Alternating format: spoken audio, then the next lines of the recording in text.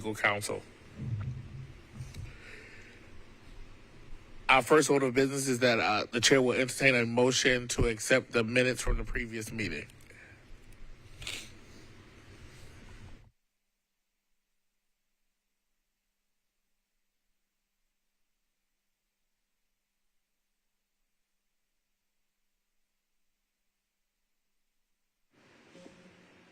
Did Christy type these up?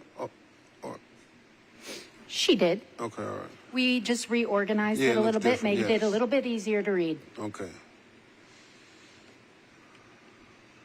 So moved. Second. It's been moved and properly second. All in favor of the minutes of approval of the minutes from the previous meeting, please indicate by saying aye. Aye. Commissioner Owens? Aye. Aye. There you go. All right, thank you. And myself, aye.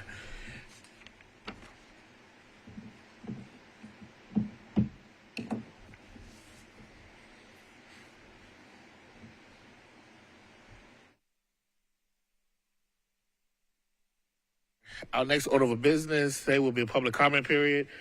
We do have one person who has signed up, Mr. Jerry Coble. Hi, guys. My name's Jerry Coble. I'm sure y'all probably getting tired of seeing me up here at times.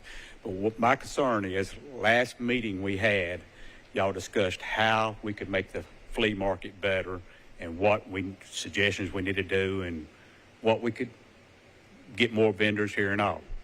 I failed to see us discussing the racetrack and what we can do to make it better and how we can draw more people, more fans, and how to generate more revenue for the fairgrounds as the facility completely.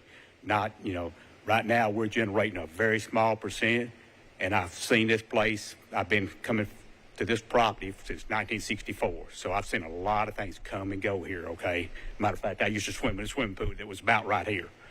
But that being said, this place is struggling. Our racetrack, what I love, is struggling, and there's no doubt about it.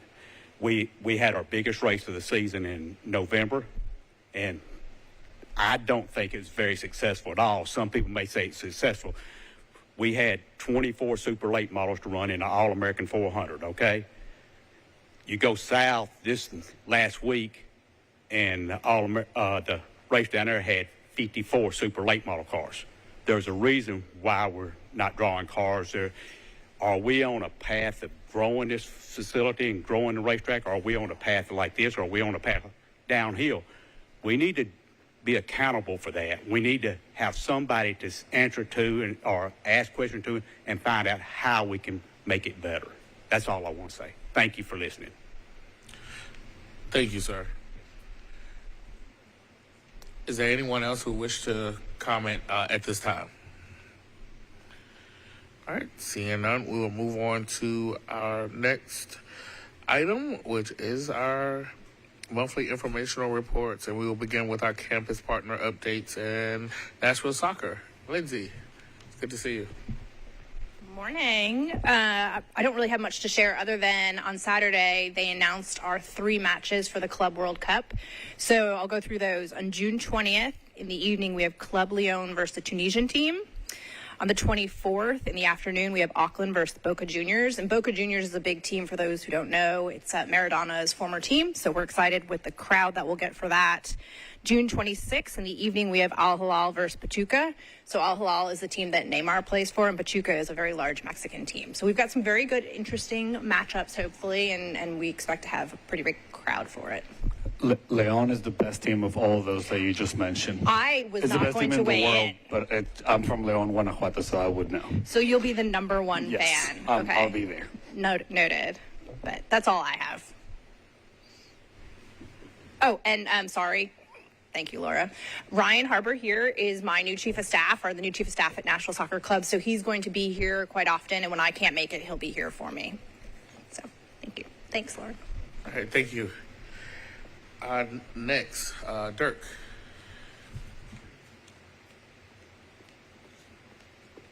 Good morning, everybody. Mr. Chair, Director Womack, Commissioners, congratulations on a morning meeting time. I can't speak for my other campus partners, but I like this a lot, so thank you for making that change. Everything's going great at the building next door. We're now 26% leased, so that's good, but that also means we have 247 apartments to lease. So if anybody knows anybody who wants a housing opportunity, we still have some, and we'll be leasing through the balance of 2025 as we get into the next year. We did make an announcement last week in the Nashville Business Journal. We have now the majority of the retail space in the building leased. We announced, in addition to Barista Parlor, which is now open, we have Voodoo Brewery moving into the building in 2025 and Scout's Barbershop moving into the building in 2025. So we're now 55% leased, and we have 3 remaining spaces, and we'll be working on those going into the new year. We continue our pre-development efforts on what we hope will be the next phase of development for the project on what we call Block A, which is Lot 10. We're working with Director Womack and the other campus partners to talk about parking logistics, everything that's involved in getting that project started as we continue the momentum around the campus. And then a light note at the very end here, you may have noticed that the last remaining duplex on Benton Avenue has been removed. Really cool story behind that. So the reason why that took so long, the other homes were taken down a couple of months ago. We actually qualified, and we moved that resident into the new building. And so that was a great thing to be able to do there. And so we're now talking with Metro about using that entire site for temporary parking for the upcoming soccer and racing season, and we're hopeful that we can get that done in 2025. So with that short update, but happy to answer any questions. Any questions? Oh, all right. Thank you. Okay, thank you. Thanks. Next, we will have capital project update. Sorry, Ed and David. Ed and or David. Good morning, everybody. Wish we had more sunshine. So on the infrastructure projects, Fair Plaza, Coliseum Way, that's got a temporary UNO, so that's opened up, and they're finalizing everything on that project. The Windgrove intersection, we're ready to go. We're still waiting for some permits to come out, but we're trying to get Nashville Electric out there and get some pole relocations done. The Coliseum Way Extension Road, that's in its final stages of budgeting and permitting, so we'll have some better information on that come the beginning of the new year. Some additional projects, we've got Lot 2, the multi-purpose lot. That's progressed well. That is also in permitting, so we're looking forward to getting that one out. And then one of the other projects is the NDOT, the Nashville DOT, Phase 4 sidewalk. We're coordinating with them, working on trying to get the MOU finalized, and that is also in permitting. So we got a lot of projects in permitting, so hopefully over the next couple of months we'll get everything out and underway. In the meantime, we'll be in a pre-construction mode. Any questions? Ed Henley will give us an update on the budgets. Thank you, everybody. Good morning, board, staff, council. I'm going to go through the dashboard as I typically do. I'll start with the improvement project, starting with the blue sheet. As I always like to give the caveat, a lot of the numbers that I'm presenting are between 45 and 60 days in arrears, so that the accounting, does not exactly align with what's happening out on the campus. With that being said, I'll start. One thing you might notice, I've come up here kind of many months in a row and saying, we're kind of at that last little bit. You'll actually notice from last month to this month an increase in the cost to complete. That's because there was an insurance credit that was provided to one of the accounts, so essentially a reimbursement of insurance premiums. So just wanted to make you aware of that. Not often do you see a budget go in the opposite direction as far as expenditures, but just wanted to highlight that. Outside of that, nothing irregular or no significant movements there. Pretty much holding steady with our progress on closing out Fair Park Phase 2. But I would like to, if there's not questions on those first two, highlight the infrastructure Part 2. And so since the last month that I was in front of you, about $1.5 million of expenditures have been recorded. About 1.1 million of that is aligned with the update that David just gave, particularly the Coliseum Ways progression. And then about another $150,000 approximately related to utility infrastructure. And so again, as we continue to progress on site, the expenditures will continue to increase on the infrastructure budget, but just wanted to highlight and call out those kind of high-level things. As always, design has progressed, so there is some expenditures there as well as project management, but the ones that I highlighted are kind of the more significant and larger costs.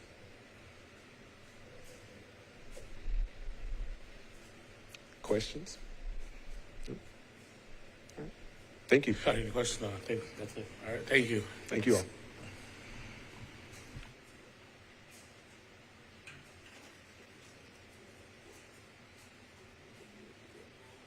All right, next we will have our division updates, our executive director's report. Thank you. Good morning, everybody. Happy holidays. Two quick announcements. I wanted to introduce Ryan Hanna. Ryan, another Ryan. We joke about that a lot. There's an awful lot of Ryans around. Ryan is the interim general manager of our new concessionaire, Southern Hospitality Concessions. I want to thank them because it was a very, very quick transition from D&D at the end of last month, right after Thanksgiving, to a big cheer competition and a big craft fair that Nashville Scene put on that we had this weekend. So they had to really transition extremely fast. So we're going to take the rest of the year to get fully transitioned and get them staffed up and get, you know, the kitchen set and all of that. But we're expecting some really good things and a good partnership. And Ryan's already dove in, contacted a lot of our event promoters for the next few months to introduce himself and to get an understanding of what those events needs are. But welcome, Ryan, and we welcome Soho Concessions to the Fairgrounds. The second thing I just wanted to, Ed brought up the increase to the budget for the remaining fund balance for the Fairgrounds Expo project in the capital budget and the insurance reimbursement. Just wanted to let you know Metro Legal has worked extremely hard on our behalf to get an insurance settlement from when Jingle Beats was here and we had damage to the courtyard. So I know the original settlement offer was laughable, and they got us a decent settlement, and I just wanted to thank Metro Legal for all their work on our behalf.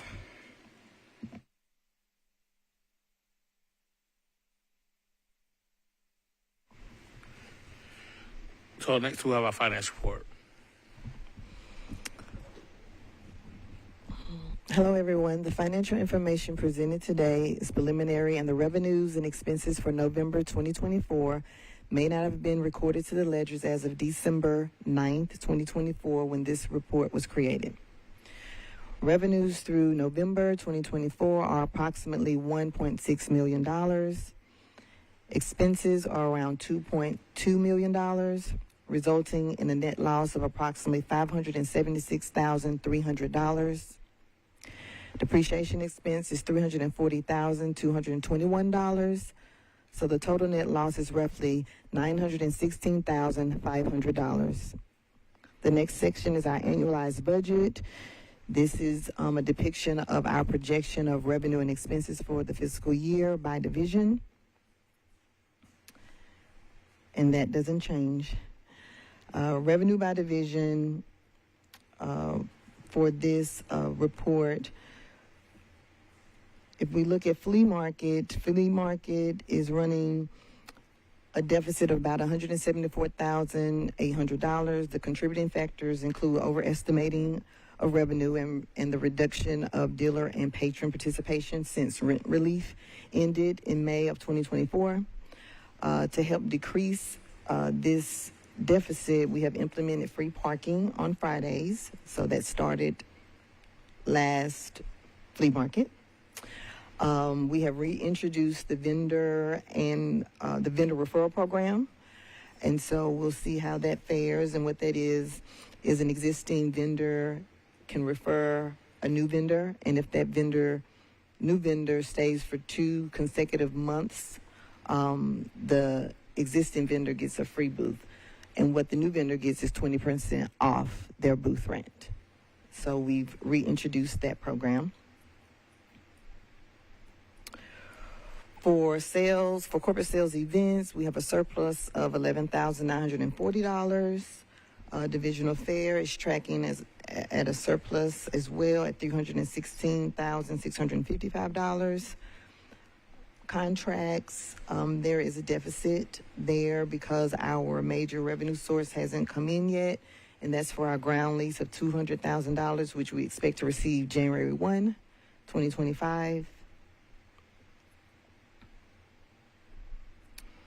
Expenses. For expenses, we are over budget by $256,300. Largely, that's due to fair. The fair is a 10-day event that's held in September. However, the fair incurs expenses throughout the fiscal year. So we will see payroll, utilities, supplies, insurance continue to add to the expense line, whereas the revenue has pretty much stopped for fair. The next section is gain and loss. Essentially, this section is the same information as presented before. At the beginning of the report, it just depicts the information by division.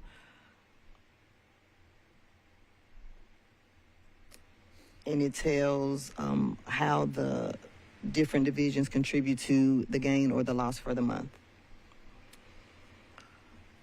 For our aging report, we have approximately $9,400 in outstanding invoices. All the promoters have been contacted and invoiced. Are there any questions?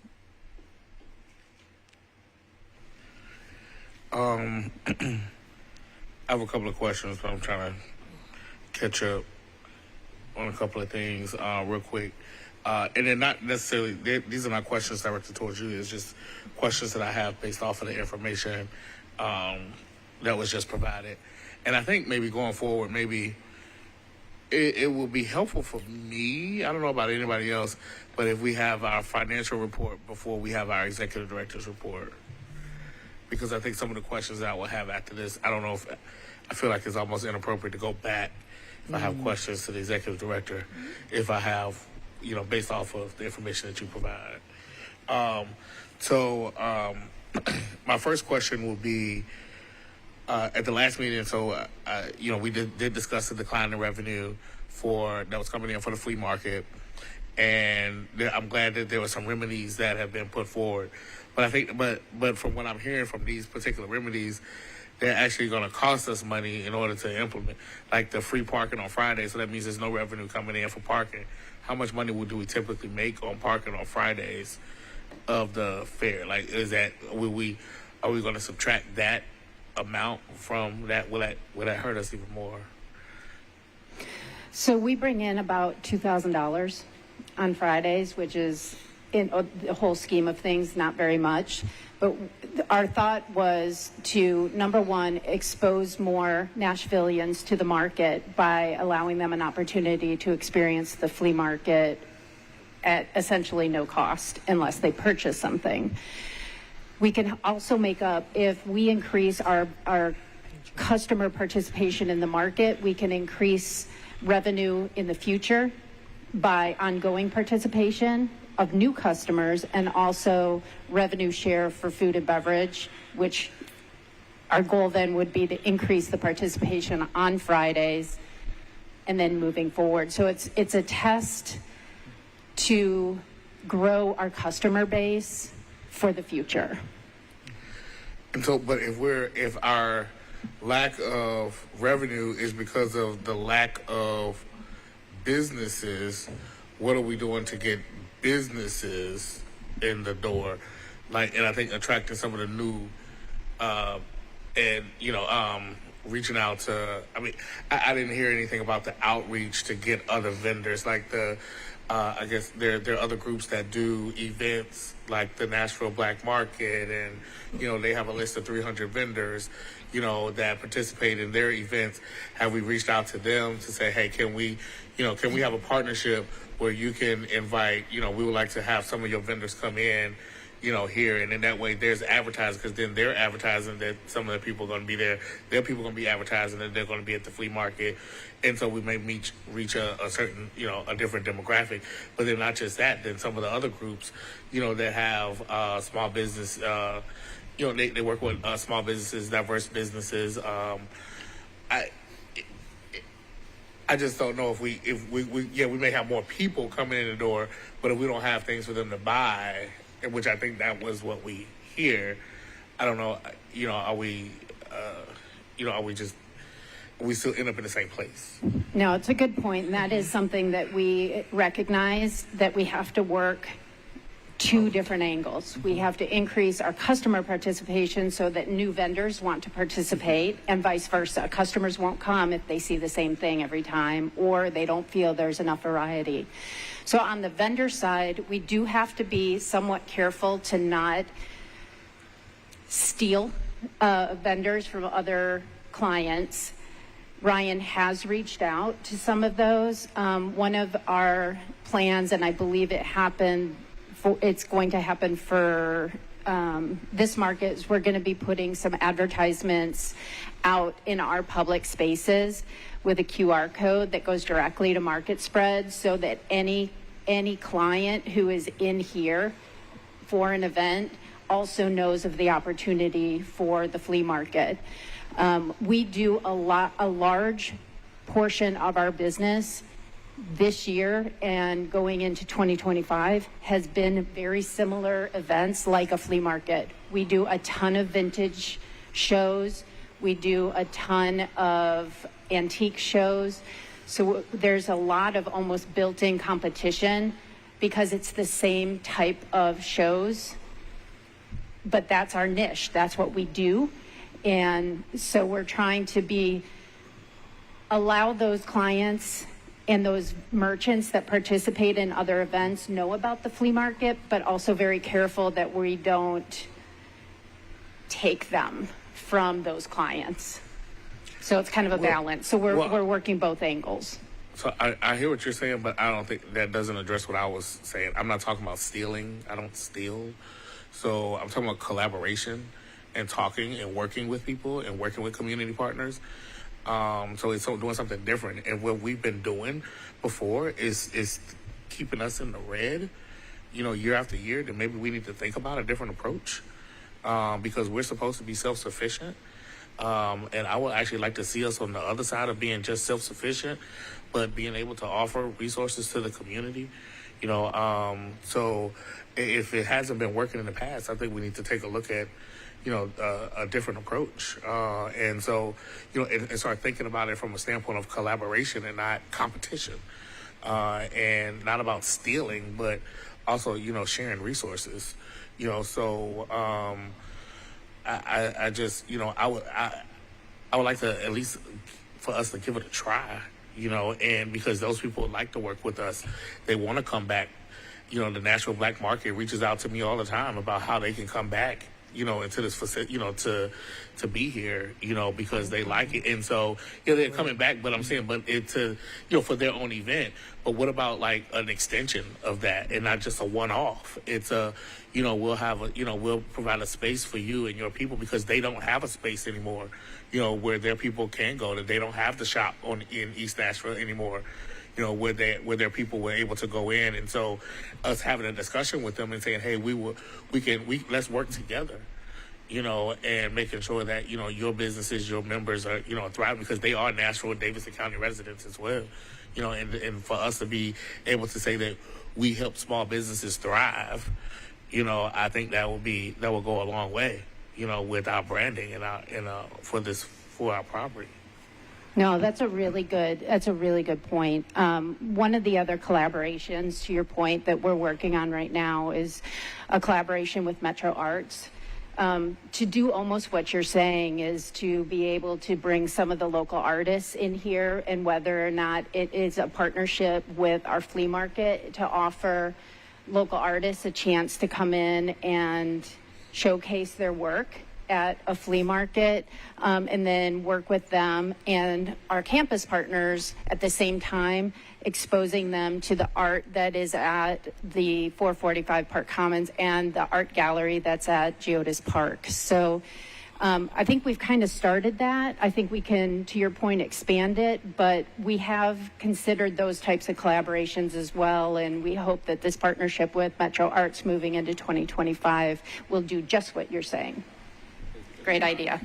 And my other question will be, we've also, I think we were told that, I don't know, that some sponsorship letters have gone out. You know, is there any report like how successful maybe that has been, that effort has been, and if there's any folks that you may have that we can actually, as board members, as commissioners, can actually, you know, talk to that may help push, you know, help nudge and see where they are with their sponsorship? Yeah, so far we've gotten, most of the letters have gone unanswered, unacknowledged.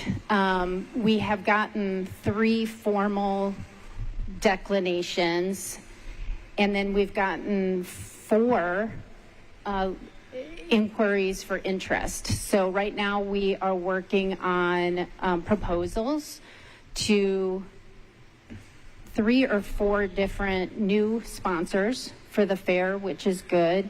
We're also in the process of doing a pouring rights, which is non-alcoholic beverage RFP that is Parks is driving. So it's us, Parks, and Municipal. And we put a sponsorship opportunity in there for consideration for any bidder onto that RFP. So we kind of embedded that piece into the RFP for our scope of work. So it's going, I think it's going well. Commissioner Hartley had gotten back with me on businesses in that big list that I sent you of which businesses he has connections with. So I provided him some additional information for his outreach, and I can do the same for each of you if you have specific businesses on that list that you would like some additional information for outreach. Cool, thank you. Any other questions, comments? Yes. Satrice, thank you for the event breakdown that you sent us. I'm going to delve into that over the holidays, so we'll have some questions. We'll have some questions in January, but appreciate your hard work on getting that to us. And on the financial report, where is the racetrack included in our revenue or our budget? Under contracts. Under contracts?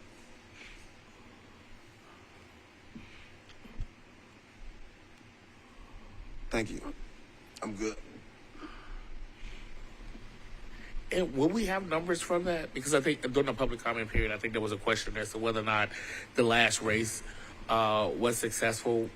Do we get those numbers? I'm trying to... I can get any statistics you'd like from Bob. Okay.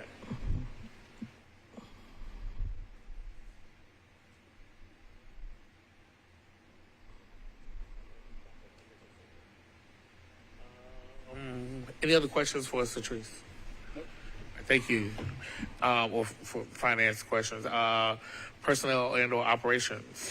Yeah, real quick, just to give you an update, we had a meeting. Metro is considering kind of revamping their pay policies and procedures on how they set up pay plans every year for the budget. So we've had a high-level briefing on that, and there will be further work sessions through council as we move into now the FY26 budget season.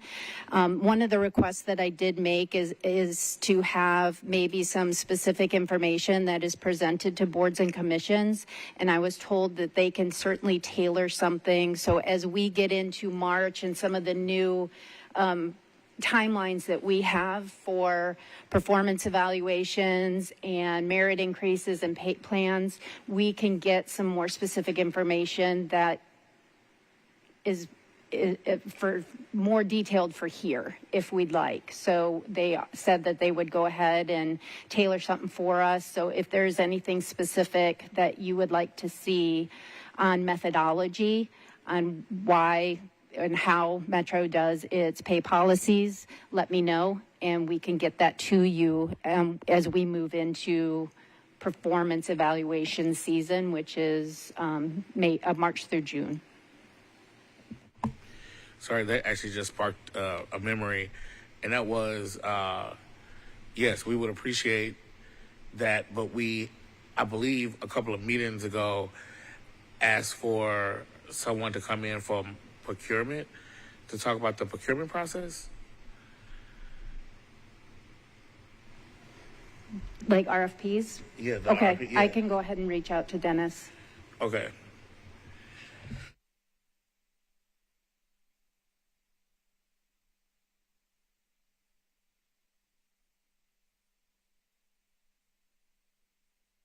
Well, I said we would appreciate that trade. I'm sorry, I didn't want to speak for everyone else, but how do you all feel about that? For them to come in and talk about this process? Yeah, more information, the better. Okay. I mean, I thought we already discussed that to have someone come in, so as long as they come in, I think we'll be good. Okay.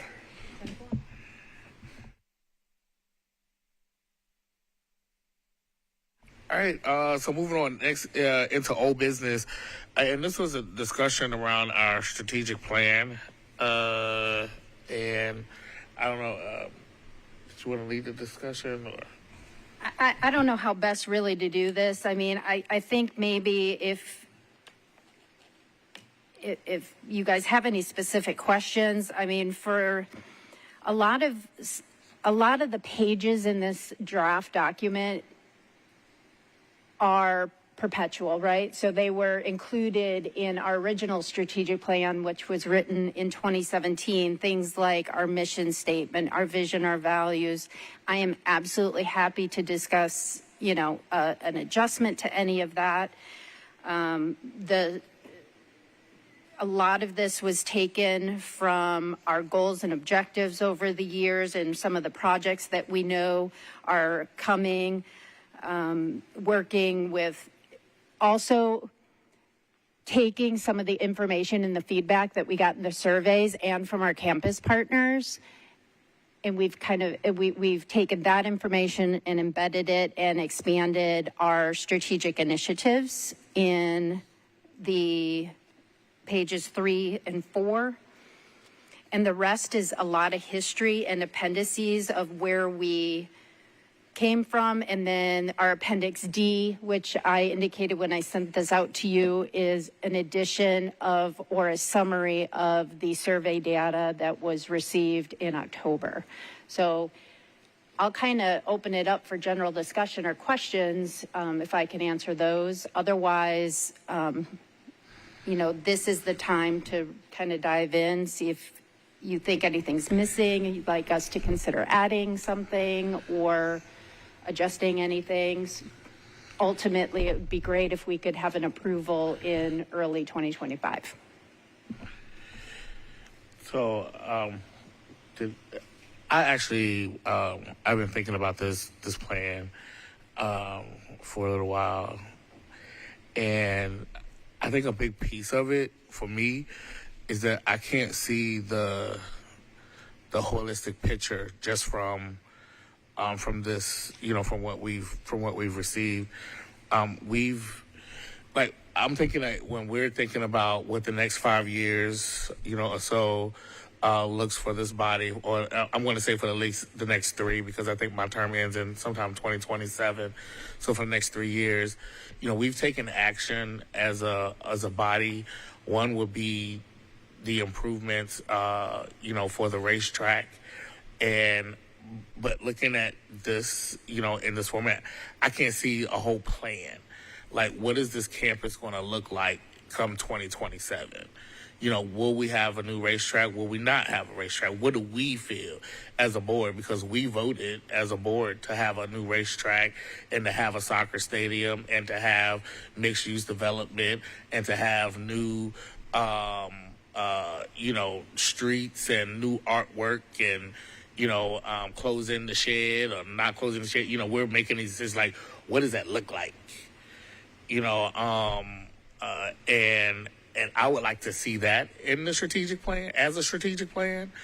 When we vote on it, as a, because I think the contract for the, and it could be too. It could be what it would look like with the racetrack, what it would look like without a racetrack, depending on how long it takes for us to finish and whether or not the mayor and the council takes us up. But come March, we're looking at 2 years of voting since we voted on having a racetrack here, to improving the racetrack.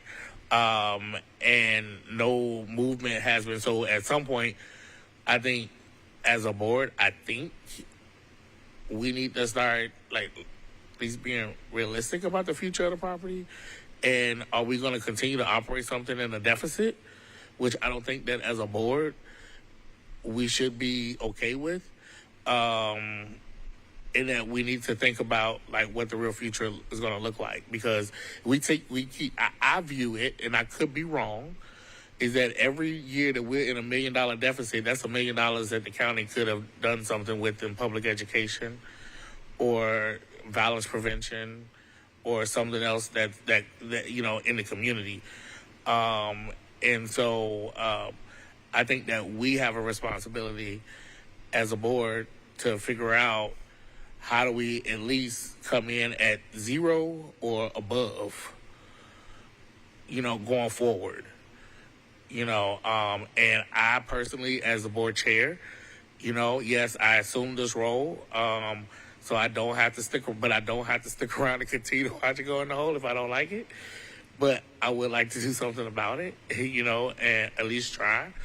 And working with everyone here to figure out what is this? How can we make this successful? Because for me, being in the deficit is not being successful, and I don't like being a part of anything that's not successful.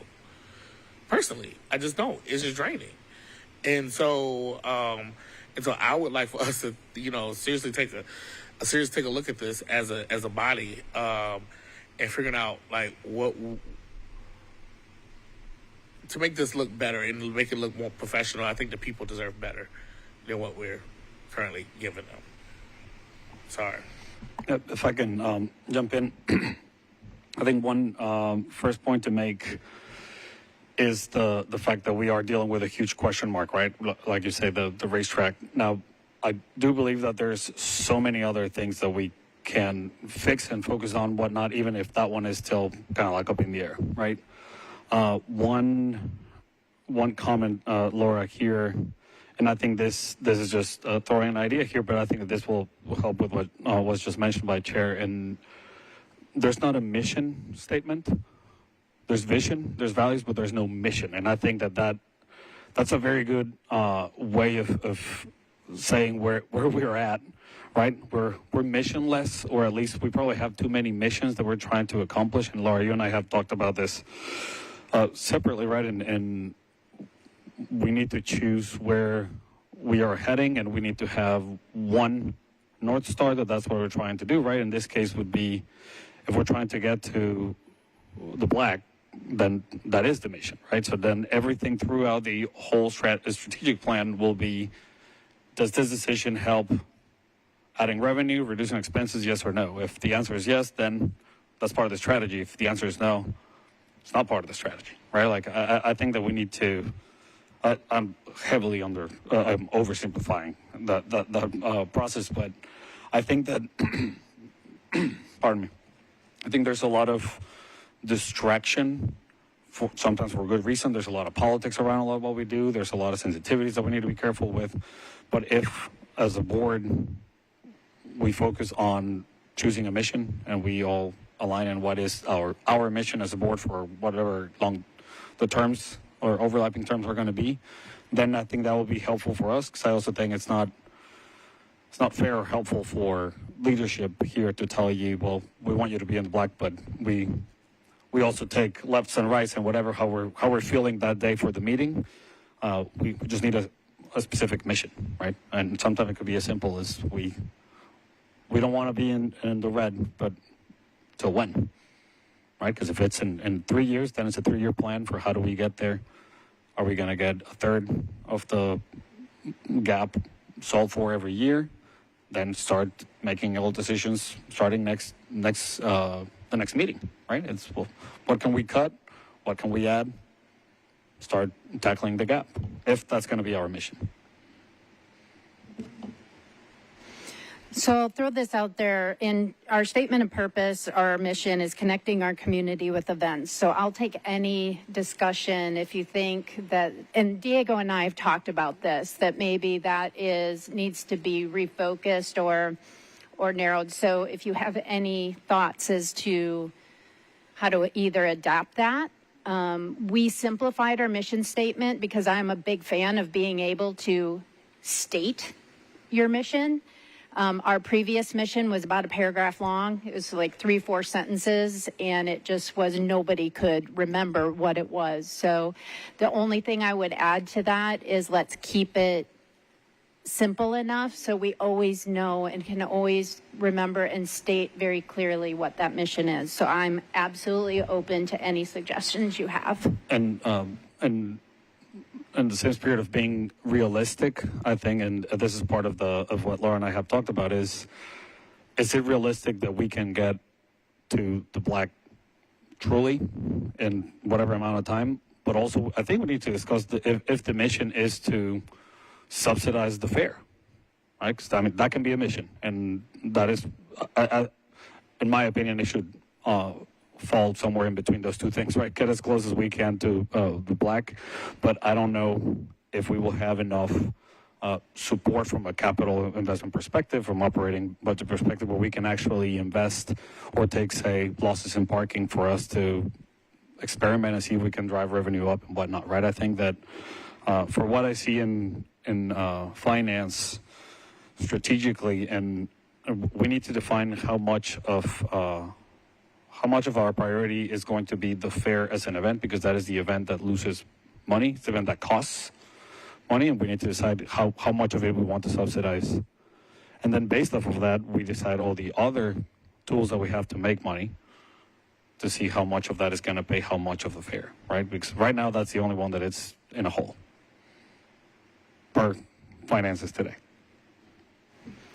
And I'll expand on that just a little bit, because if you go back and look at charter, and, you know, I've been challenged to look at, you know, really why are we here? And, you know, how it is written in the charter is that all of our other activities that we do, all our license agreements, all the activities that we do, they are supposed to financially support the fair. It's one of the tenets of why we are here. So we do other things in order to offset the cost of the fair. So with that in mind, that could be a good start of being a little bit more specific in the plan. Yeah, but also the fair isn't the only thing that's in the red. You know, the racing is in the red. You know, it's 90 something percent of what's in the red is the fair. Yeah, but it doesn't. My thing is, but it could be better. My point, you know, and it's not the only two that are in the red. I mean, we have. I don't know if we're looking at the same sheet, but there's a lot of red. You know, but it's you know, so it's but my overall point, and I understand, you know, what everyone is saying is, and I guess so that's my point is that there is no plan. I haven't seen a plan, like what it is to move it to that. We talked about it all the time. Oh yeah, we're not going to get there overnight. I understand that we're not going to get there overnight, but what is the plan to at least so we can start seeing little after little after little of some progress? Nothing happens, you know, really overnight, and especially dealing with government. You know, I totally understand that, but it's just the lack of like plan and vision. I don't see it. You know, and like I said, we have the mixed-use development. Like how far? So in 3 years from now, there's going to be probably, 2 more buildings, Dirk? Probably 2. Yeah, so 2 more buildings. That's more tax revenue. How much is that? Are we anticipating on that tax revenue that's going to be coming in? You know, from that, there's projections out there. You know, are we looking at that? And then what can that, you know, and what could that help us with our capital projects and capital improvement? That's what I'm saying. Like looking for the items that we've already voted on and the things that is working on, like, are we including those in those plans? Not just the racetrack, but everything else. You know, you know, so we're going to have 300 people in this building, you know, in the first building, and then probably, and how many more, you know, in the other 2? Are we thinking about that? Are we looking at it? And is that reflective in this strategic plan? So let's go over to the chair's point. Let's go over the strategic initiatives. Maybe that is a good place to start to say how do those. Sorry, we have some repair, HVAC repair happening on the roof above us. If you hear something. But let's kind of talk about the strategic initiatives, because I think some of those may contribute to the discussion of like where are we going and how are we going to get there. We certainly have recognized that we have to redefine our event scheduling strategy to maximize this facility. We also took from your comments over the years, plus the surveying of public space use community, how do we embrace that, the collaboration that the chair brought up. So, certainly looking at diversifying our events, which was which was said a few times on the survey, exploring community programming use, investing in potentially enclosing the arena so that we can have another revenue generating space for smaller events, community spaces. So looking at developing and investing in our marketing strategy for visibility, attracting customers, working with our partners like Nashville SC and Market Street to see how we can collaborate together as a united campus front to support one another and to grow activities on campus. The construction of the campus. We've got $20 million worth of projects that we are in the midst of working on at the moment, and that is not everything. We've got some things on the docket that we would like to go ahead and get funding for. Our capital repair replacement plan through the tax diversion, we already have a list. One of the things that we're going to be working on is a capital asset management plan. So not only new investments that help support the fair from an operational standpoint and all of our other activities that we do here, but also saving for the future for when we need to do repair and replacement. So, looking at our internal policies, streamlining things, be a better government, be more efficient. Investing in technology upgrades. As soon as you put something in, it's obsolete. So continuing to grow our technology. And then, of course, reducing our budget deficit. It's right in here as the strategic initiative that we have to look at our sustainability and grow operational reserve. So looking at these strategic initiatives,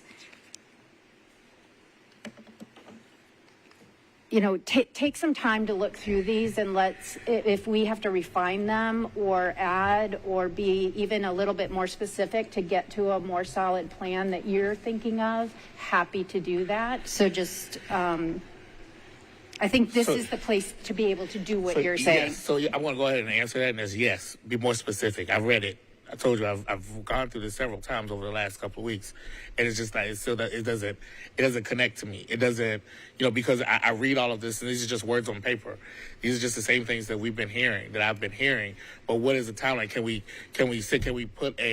we have some kind of measurable benchmark, like when we expect this to happen, like within what time frame? Not just a 3-year time frame, but we're going to start making progress at things, because we're going to reduce the budget. We've been saying, we've been hearing that. But at what point, how do we, so at what point can we say, okay, well, last year we decreased it by 10%. This year we decreased it by 20%. Like, what are the measurable, because we keep getting words thrown at us and but there's nothing measurable, like, for us to actually take back and look and see where we have actually made progress. Because to me, as someone who's been on this board for the last couple of years, everything seems stifled. It's the same thing. And I'm tired of having the same conversations.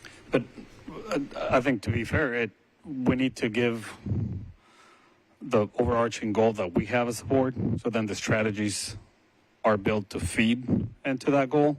and then more of what you're saying, it is lacking more of the tactical plan, right? Like there's nothing actionable per se here that you can say, all right, January 1st, start plan 1A and 1B. That it's not here, at least not yet.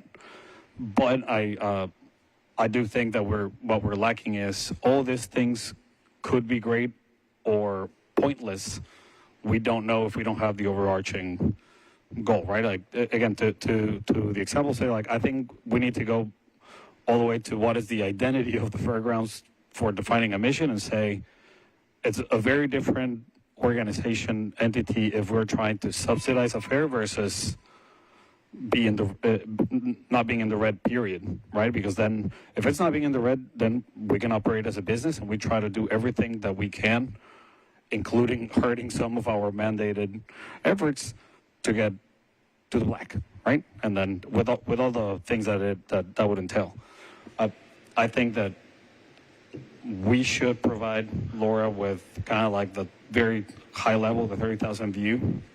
And then Laura, you can work on giving us more of the tactical stuff of how do you accomplish any of these points in here in a more tangible way, right? Like what is the, I'm sure this connects with a lot of things, just help us connect the dots at a tactical level. And then I think we need to commit to give Laura a very specific, like beachhead. This is where you're going. You need to take us to X, then give us which of the strategies you think are going to take us there and what are the actionables under those umbrellas to move it forward. Yeah, I think that kind of what Jasper is hitting on, Chairman Hendricks, is that like the first thing says the renovated expo facility is capable of booking large-scale multi-day shows that maximize revenue. What steps are we doing to do that? What have we done? Like, have we reached out? Who have we reached out to that's a large-scale multi-day shows? Like, how are we doing that? Even though it says 26, 27, what have we done for 25 to reach that? Like, who have we reached out to? Like, are we just still doing the same old? We have the vendor we had in the show we had in 22, the same one we had in 23, the same one we had in 24. What are we doing to change the narrative to make it fit where we are booking or attempting to book large-scale multi-day shows? On how many large-scale multi-day shows do we currently have? And that's why I thanks to Treese for making that event list, because I'm gonna go through that and see how many large-scale shows do we have. And if we do not have a lot of large-scale shows, why is it? And then what are we doing to get those large-scale shows? And how many large-scale shows do we need in order to meet our budget projections? It's like things like that. Like that's to me, that's to me is a strategic plan. And this is a great outline. But I would like for us to maybe spend the next couple of months as we think about this to maybe flush it out a little bit more and actually have some some actionable things so that we can start looking at because to me submitting the same budget year in year, I would like us to be a little bit more creative. I think we can do that. I think we need to be able to answer the question, what are we trying to accomplish? Right, and right now, I'll open the question to everybody. Like, what do you think we're trying to accomplish, Laura?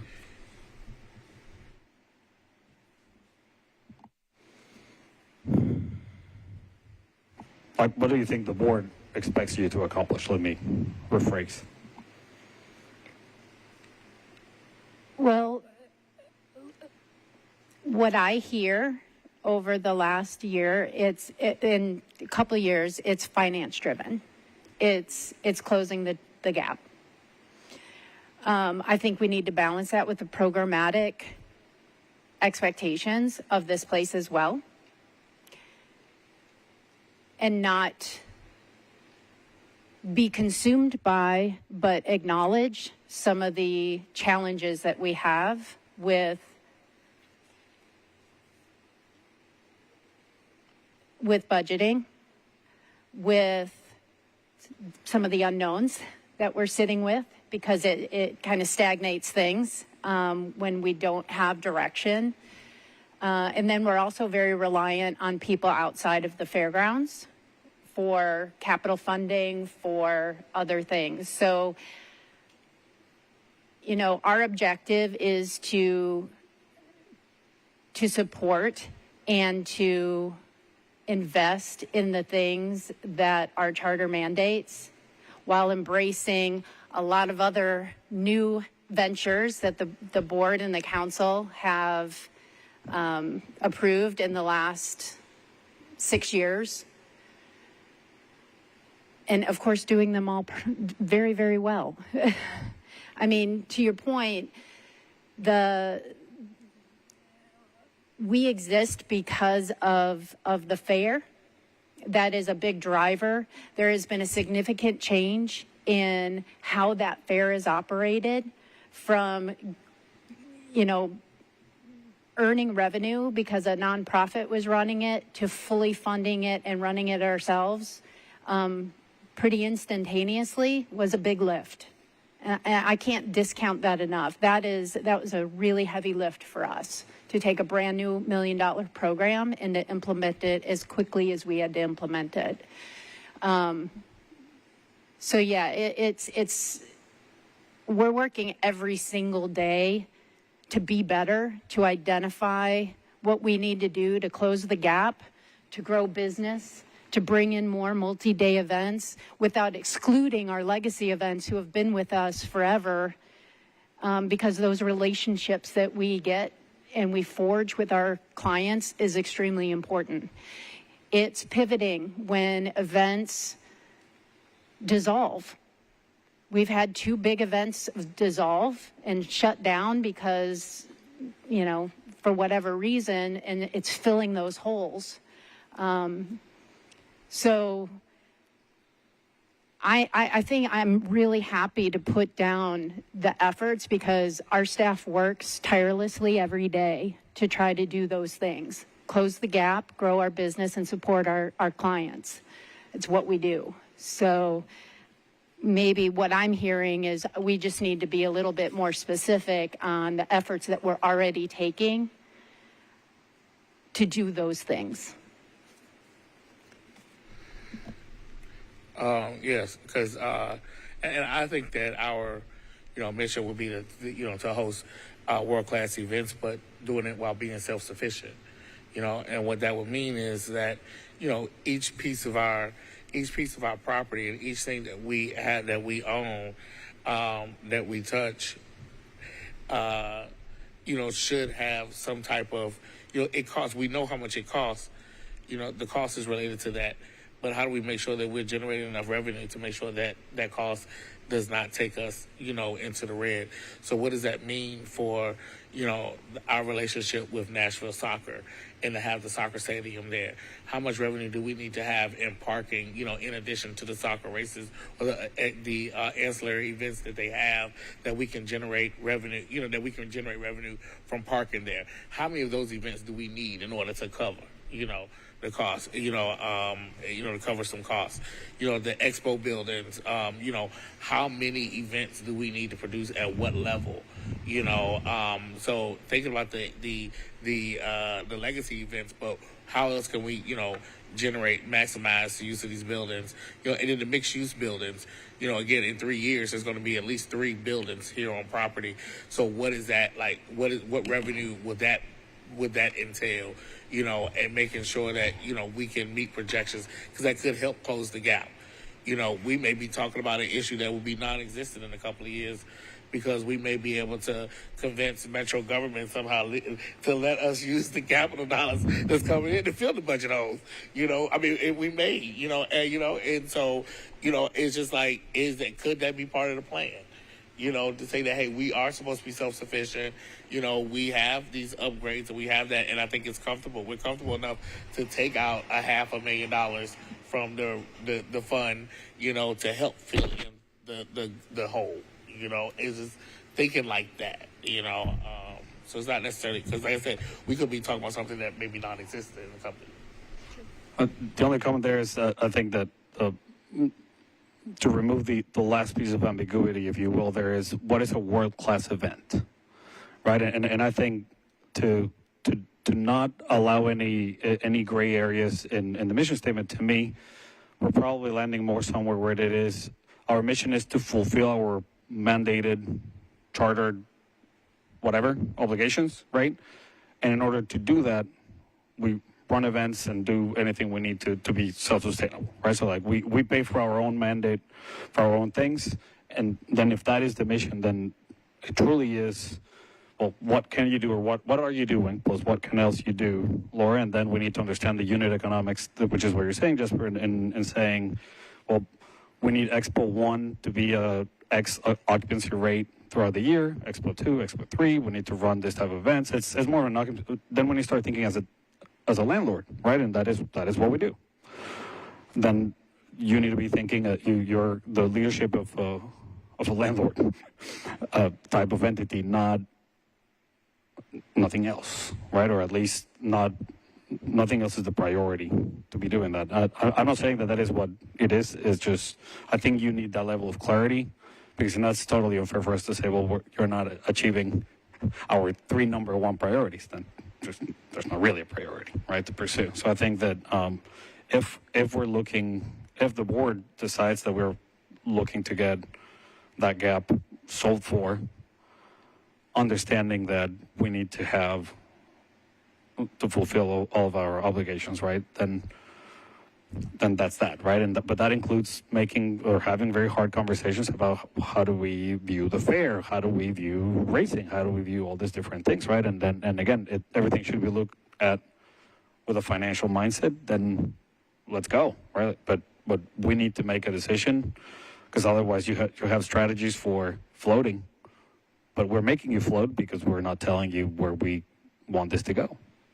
Other than, again, your typical things that you know what you're mandated to do. So I'm hearing is it safe to say that one of the pieces that's missing in the existing mission statement is the sustainability piece?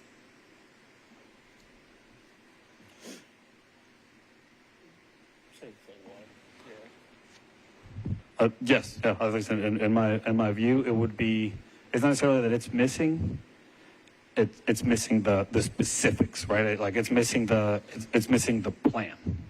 It is an initiative. Now, what is the plan to accomplish that? Correct. I was just focusing on connecting our community with events.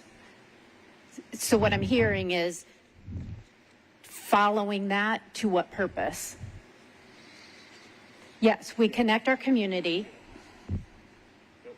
We're event driven. To what end? That's the piece that's missing. I think connecting our community is more of a collateral benefit of what we will be doing. Correct. We do it, but the mission is not to connect the community. The mission is to host the things that we're mandated to host, and then we do events and other things that just yield community engagement and connection. But that is not the mandate, right? Like your job's not to connect people or the community. To benefit. Correct. The job will be to actually do what we are mandated to do, and everything else that we can to do it sustainable, right? I think that starts. I think we're getting somewhere, and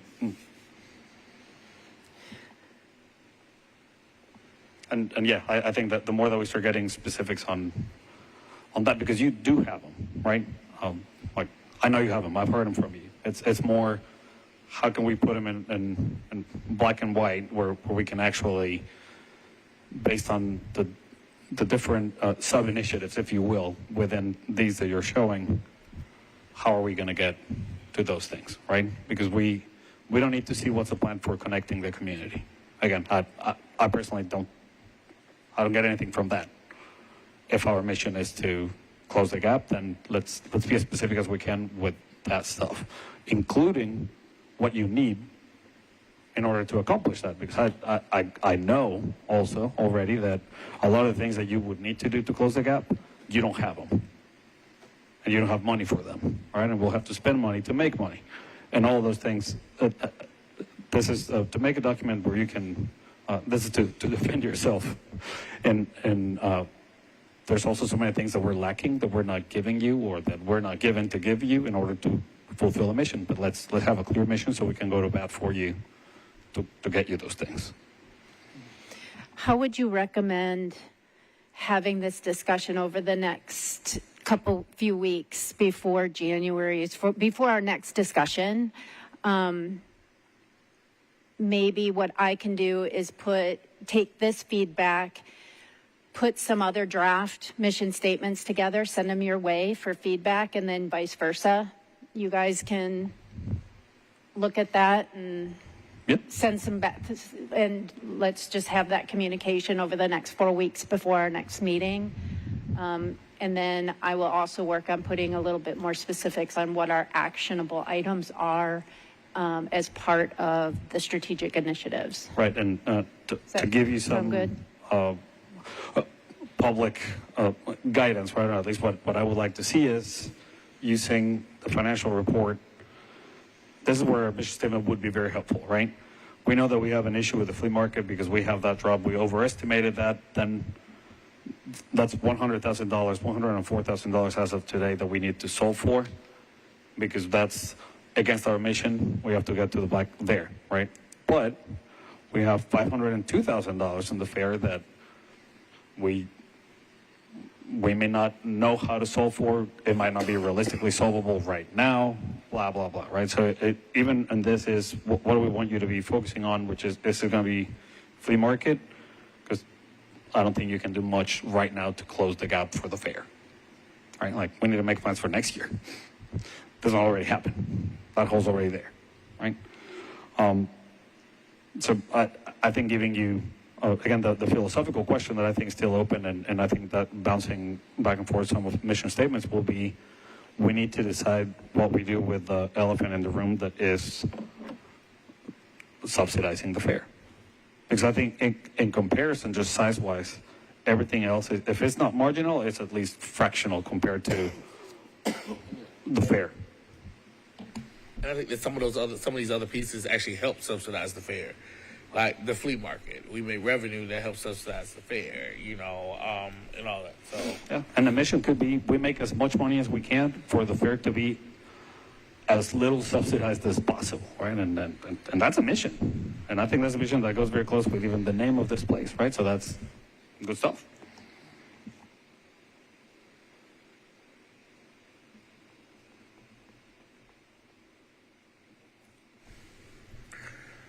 all right, any other discussion? I gotta go to my office.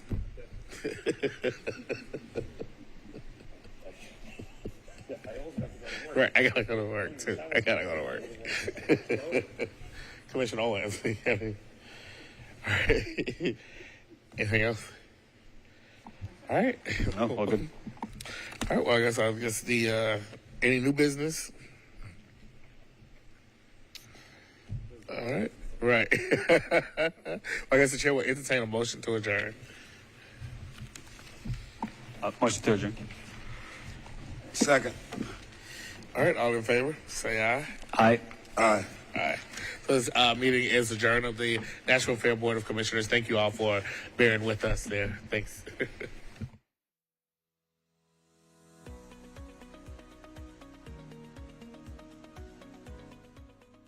This has been a service of the Metro Nashville Network. If you would like to see this presentation again, or for more information on this and other programs, visit nashville.gov.